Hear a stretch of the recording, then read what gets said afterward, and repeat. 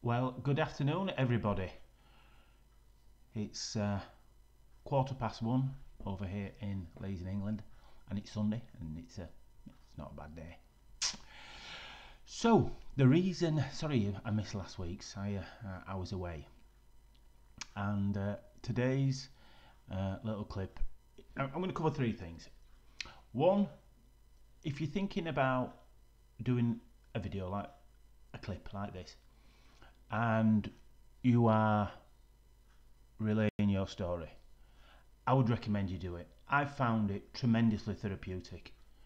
I found it's as if a weight has kind of gone off my shoulders, because oh dear, I mean, I didn't think anybody would watch. I didn't think anybody would have a look, and a few have, which is really humbling, and I can't thank you enough for giving up your valuable time to listen to me go on. And some of the replies and comments I've got are obviously from people who are still witnesses, which is brilliant, absolutely brilliant. If I can help just one person, that'd be amazing. And all the years I was dragged round on the doors, it never felt right. It never felt right at all. I hated it. And if one person had said, oh yeah, what we'll do is we'll come to your Kingdom Hall this Sunday and sit there for 2 hours, I think, oh no, no. Oh no, I wouldn't wish that on my own worst enemy. So doing these,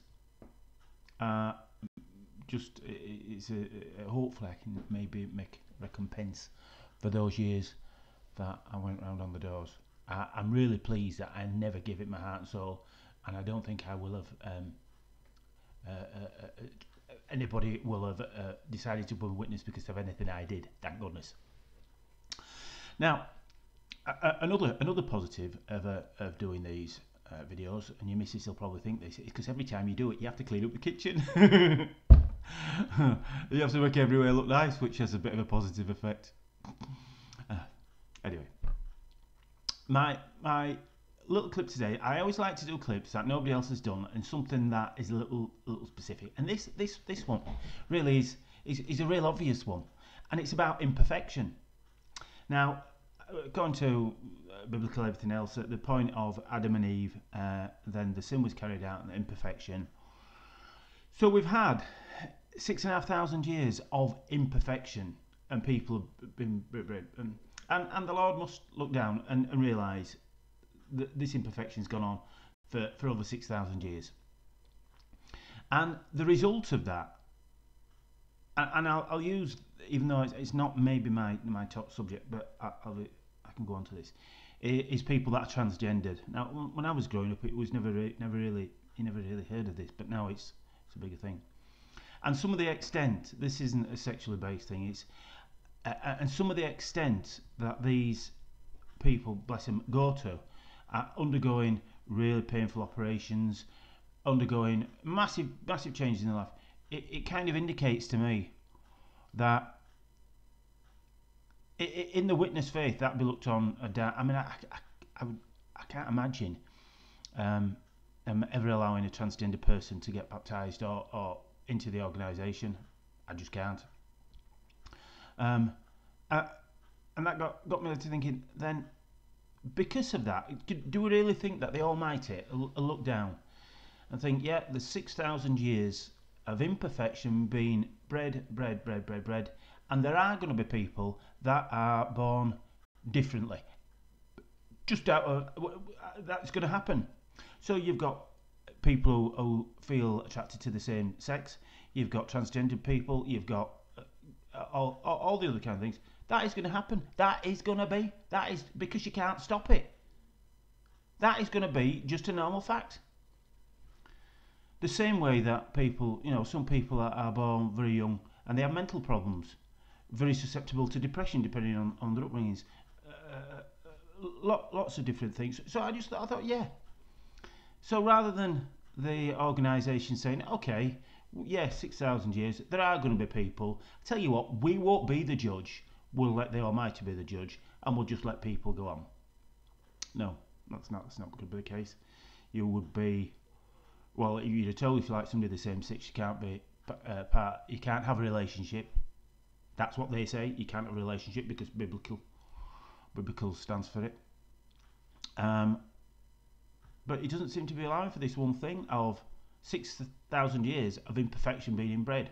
And I think when the Almighty looks down, he'll think, okay, yeah, he's going to feel, I would have thought, pretty bad in some ways.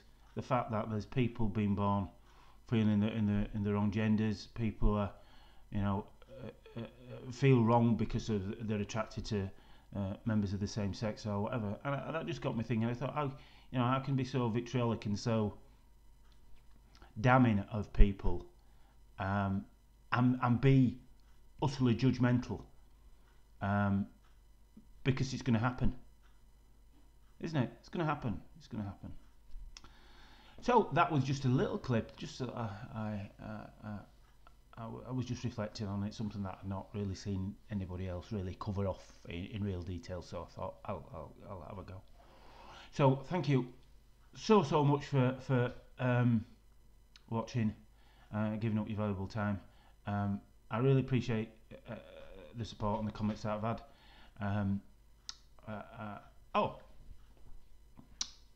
While I'm here, I said I was going to do a clip, a little bit on the Bible, and I'll just give a prelude to that. Then it'll kind of give me a bit of impetus to do it. If we were all, in all honesty, the Bible does not portray the Almighty, the Lord, I hate using that J word, in a good light. And you're going to say, well, of course it does. Of course it does. Well, I'll give you 3 instances. I've got about 12, but I'll give you 3.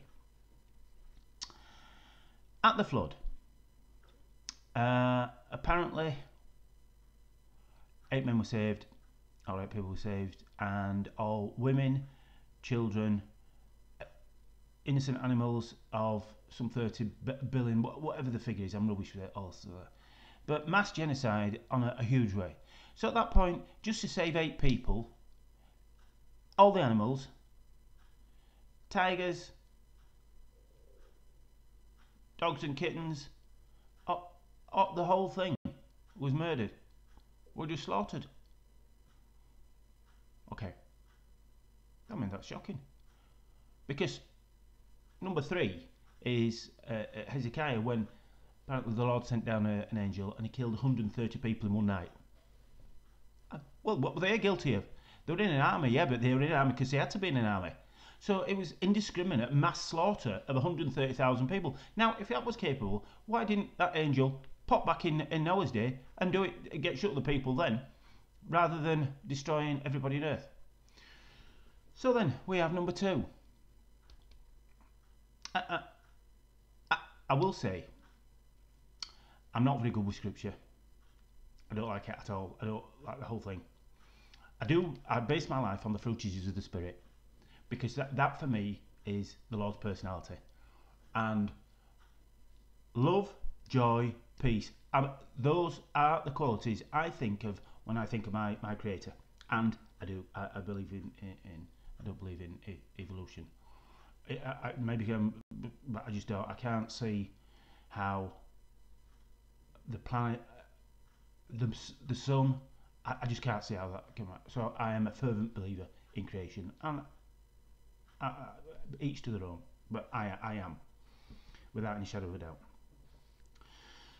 So I then got to thinking about Egypt, where he left the Israelite nation enslaved with the Egyptians for years and years and years. Didn't seem really right to me. I don't see why, because the Egyptians now brag about their fantastic monuments being built by these people that have been sent to them. Because I know I go to Egypt a lot, and I'm into Egypt. So the Egypts thought the Egyptian gods had blessed them, sending these lemmings along to help build all the pyramids and the temples. Then, to get them out, we go through, they're killing all of the firstborn son. I mean, how can you can you imagine if, in my area where I live, if Monday morning everybody woke up and all the firstborn children were dead. You can't get your head around it, can you? What have they done? They were completely innocent. They hadn't done anything. Completely innocent. Mass genocidal murder and slaughter of innocent people. But it doesn't end there, does it? It then goes on that when they did start to leave Egypt, that the Red Sea parted, impaled all the Egyptian forces. And if you know anything about Egyptian history, you'll know the generals used to go around. They used to choose people that they wanted to join. You had no option. You joined. You were in. It wasn't a choice. Nobody wants to be on the front line going into battle where you've got spears and things and shoot. No, you don't want to do that. They had no option. So then he slaughtered them all. Then the waters closed and thousands of innocent people again killed. And then we go to the Hezekiah where the Lord's supposed to send down an angel that's slaughtered 130,000 people. Now, those three instances I've given you are massive genocidal murder of innocent people. I have watched a clip where somebody estimated, based on their knowledge, and like I said, hats off to everybody, because I'm a bit thick really, but I'm not very good with all biblical stuff. I tend to just work from the heart a little bit, not biblical stuff. But they'd worked out, based on how many people would be on the planet around the time of the flood, around the population of Egypt, etc., etc., etc., around 2.5 million people will have been completely innocent people will have been completely murdered. And I just find that shocking, absolutely shocking. And something else is that the people who wrote the Bible were supposed to be inspired. Yeah, but they have absolutely no idea who they've been inspired by, do they? Probably the same people that the Watchtower organisation saying, "Ooh, we're not expired anymore. We've led you to think we are for all these years. It's all spiritual food from the." Well, back then, they could be inspired by anybody. In fact, it's highly likely they were. Now, there are parts of scriptures that I think are just incredible, and I don't know the answers, but I just thought that was a very, very poignant thing to make. One about going back to being imperfect and where we are now, and another on the Bible. I'd like to do another one on the Bible, and please don't jump all over me saying it was the numbers and figures, because I'm like I say, I'm rubbish at that. I'm just going a little bit from the heart. And once again, if you're watching this, thank you very much. I would hope that if this seems a little bit in the middle of nowhere, that I've done a couple of other clips that if you'd like to have a look at those, lead a little bit into this one, so it doesn't seem that it's a bit of a random thing. So I hope you all have you're having a great Sunday. I'm going out for a walk shortly. Probably wash the car 'cause it's filthy. And I can't thank you enough. Really humbled. Have a great day, and hopefully see you next week. And I'm hopefully back on again. All right, thanks a lot. Bye bye.